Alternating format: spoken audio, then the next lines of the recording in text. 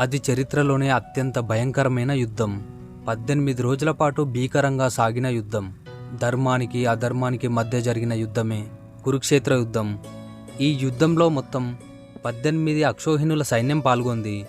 ఈ 18 అక్షోహిణుల్లో పాండవుల బలం 15,30,900 మంది సైనికులైతే కౌరవుల బలం 24,05,700 మంది సైనికులు.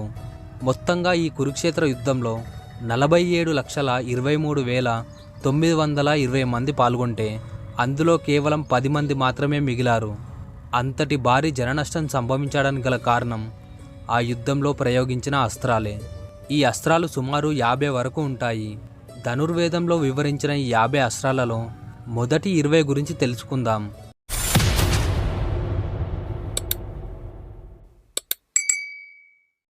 ధనుర్విద్య మొదటి శిక్షణ శస్త్రప్రయోగం. శస్త్రాలంటే సాధారణ ఆయుధాలు. ఒక దశ వచ్చిన తర్వాత విద్యనభ్యసించే వారి సామర్థ్యం గుణగణాలను పరిశీలించి గురువు అస్త్రజ్ఞానాన్ని నేర్పిస్తాడు.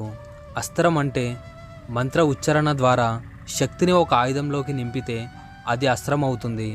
బాణం, చక్రం, గద, ఆఖరికి గడ్డి పొరకైన మంత్రాన్ని ఉచ్చరించడం ద్వారా అది అస్త్రంలా మారుతుంది. అస్త్రాలకున్న శక్తి ఇంత అంతా కాదు. భారీ మొత్తంలో విధ్వంసం సృష్టించగల శక్తి అస్త్రాలకుంటుంది. కురుక్షేత్ర యుద్ధంలో ఉపయోగించిన అతి శక్తివంతమైన అస్త్రాలేమిటో తెలుసుకుందాం. బ్రహ్మాస్త్రం. బ్రహ్మదేవుడి చేత తయారు చేయబడిన ఆయుధం ఇది. ఇది బ్రహ్మాండ అస్త్రం మరియు బ్రహ్మశిర అస్త్రాలను కలిపి చేయబడింది. బ్రహ్మాస్త్రం ఎవరిపైనైతే సంధిస్తారో అది వారిపైనే కాకుండా చుట్టూ ఉన్నటువంటి భూమి, ప్రకృతిని నాశనం చేస్తుంది. ఇది న్యూక్లియర్ ఆయుధం కంటే చాలా శక్తివంతమైనది. బ్రహ్మాస్త్రాన్ని ఆపాలంటే అది మరొక బ్రహ్మాస్త్రంతోనే సాధ్యమవుతుంది. దీనిని విశ్వామిత్రుడు వశిష్ఠుడి మీదికి, అర్జునుడు అశ్వత్థాముడి మీదికి ప్రయోగించారు. పాశుపతాస్త్రం. దేవుళ్ళ యొక్క ఆయుధాలలో అతి శక్తివంతమైన అస్త్రం పాశుపతాస్త్రం. మహాభారతంలో అర్జునుడి తపస్సుకు మెచ్చి పరమశివుడు అర్జునుడికి పాశుపతాస్త్రాన్ని ప్రసాదిస్తాడు.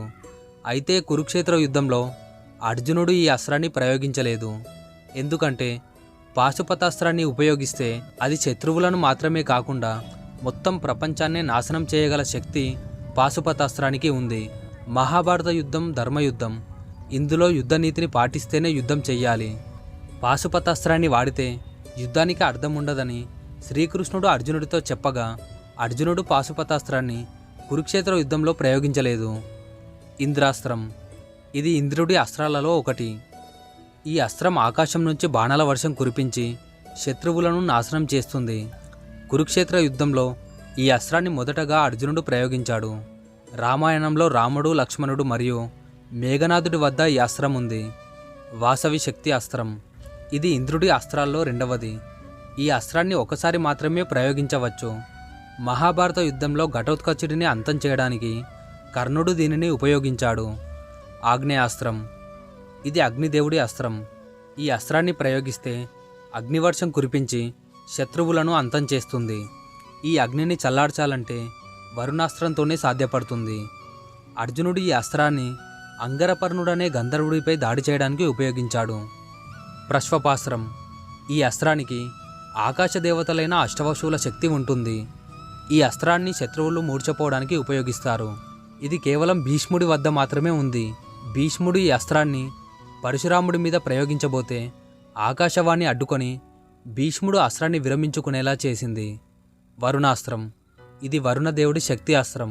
ఈ అస్త్రం త్రేతాయుగంలో రామ, లక్ష్మణ, ఇంద్రజిత్తుల వద్ద, ద్వాపర యుగంలో భీష్మ, కర్ణ, ద్రోణ, అర్జున వంటి ఎందరో యోధుల వద్ద ఈ అస్త్రజ్ఞానం ఉంది. ఈ అస్త్రం కుండపోత వర్షాన్ని కుడిచేలా చేస్తుంది. వరుణపాసం. ఇది వరుణదేవుడి రెండవ అస్త్రం. దేవతలు సైతం తప్పించుకోలేని అతి శక్తివంతమైన అస్త్రం. శ్రీరాముడు, ఇంద్రజిత్తు, అర్జునుడు ఈ అస్త్రాన్ని ప్రయోగించారు. భార్గవాస్త్రం.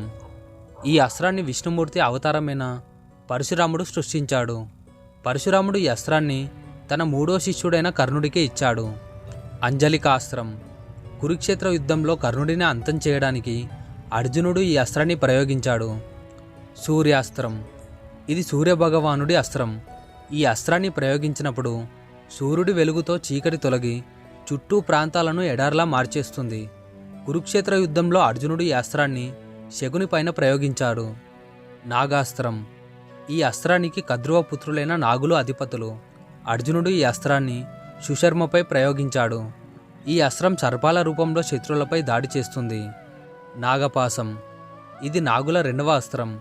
శత్రువులపై విషపూరితమైన సర్పాలను విదజిల్లే అస్త్రం. గరుడాస్త్రం. ఇది విష్ణుమూర్తి వాహనమైన గరుత్మంతుడి అస్త్రం. ఈ అస్త్రాన్ని నాగాస్త్రాన్ని ఎదుర్కోవడానికి ఉపయోగిస్తారు. వాయువ్యాస్త్రం. ఇది వాయుదేవుడి అస్త్రం. కొన్ని వేల మంది సైనికులనైనా ఊది అవతల పడేయగల శక్తి ఈ అస్త్రానికి ఉంటుంది. కురుక్షేత్ర యుద్ధంలో 14వ రోజు ఘటోత్కచుడి కొడుకైన అంజనపర్వనుడు సృష్టించిన మాయను తొలగించడానికి అశ్వత్థాముడు ఈ అస్త్రాన్ని ప్రయోగించాడు. మాఘవన అస్త్రం. ఇది ఇంద్రుడి అస్త్రాల్లో మరొకటి. ఈ అస్త్రం శత్రువులపై బాణల వర్షం కురిపిస్తుంది. దీని వేగం మన ఊహకు కూడా అందదు. కురుక్షేత్ర యుద్ధంలో అర్జునుడు ఈ అస్త్రాన్ని ప్రయోగించాడు. మోహిని అస్త్రం. ఈ అస్త్రానికి అమృతాన్ని దేవతలకు పంచడానికి విష్ణుమూర్తి ఎత్తిన మోహిని అవతారం అధిపతి. యుద్ధంలో మాయ మరియు ఇంద్రజాలాన్ని తొలగించడానికి ఈ అస్త్రాన్ని ప్రయోగిస్తారు. నివాత కవచులతో చేసిన యుద్ధంలో వారు సృష్టించిన మాయను తొలగించడానికి అర్జునుడు ఈ అస్త్రాన్ని ప్రయోగించాడు. సమ్మోహనాస్త్రం. ఈ అస్త్రానికి గంధర్వులు అధిపతులు. ఈ అస్త్రం శత్రువులను స్పృహ తప్పి పడిపోయేలా చేస్తుంది. కురుక్షేత్ర యుద్ధంలో 6వ రోజు ధృష్టద్యుమ్నుడు కౌరవులపై ప్రయోగించి వారు స్పృహ కోల్పోయేలా చేశాడు. కానీ ద్రోణాచార్యుడు దాన్ని ఎదుర్కోవడానికి ప్రజ్ఞాస్త్రాన్ని ప్రయోగించాడు. నారాయణాస్త్రం. ఇది విష్ణుమూర్తి అస్త్రం. ఈ అస్త్రాన్ని ప్రయోగిస్తే బాణాలు చక్రాలు వర్షంలా కురిసి శత్రువులను అంతం చేస్తుంది. ఈ అస్త్రాన్ని ఒక్కసారి మాత్రమే ప్రయోగించడానికి సాధ్యపడుతుంది. రెండవసారి ప్రయోగించాలని చూస్తే ఆ అస్త్రధారితో పాటు అతని సైనిక బలగాలు కూడా అంతమవుతాయి. విష్ణుమూర్తి ఈ అస్త్రాన్ని ద్రోణాచార్యుడికి ఇచ్చాడు. ద్రోణాచార్యుడు తన పుత్రుడైన అశ్వత్థాముడికి ఇచ్చాడు.